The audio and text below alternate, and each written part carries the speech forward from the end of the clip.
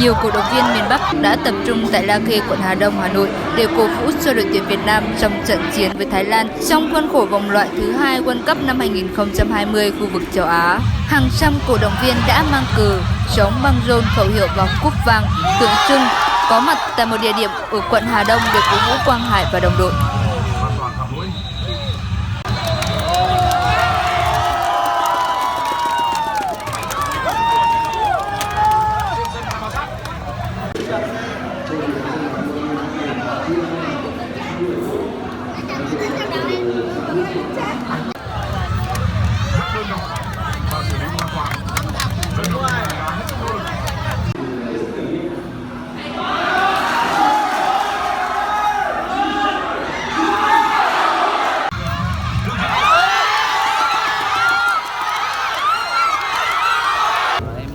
Trận này Việt Nam chơi rất là tốt rồi, vì thời tiết không tốt và chơi ở trên sân nhà Thái Lan nên là cũng bị áp lực về cuộc tuyển của Thái Lan, nên là kết quả hôm nay cũng rất là tốt.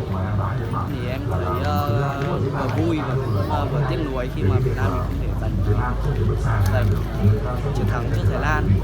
Vui thì Cộng hòa trong một trận đấu như thế này để phong độ thi đấu của Việt Nam cũng rất là tốt, nhưng mà em vẫn hơi tiếc nuối vì rất nhiều pha Việt Nam mình có cơ hội để đi nhìn từ đó thành bàn thắng.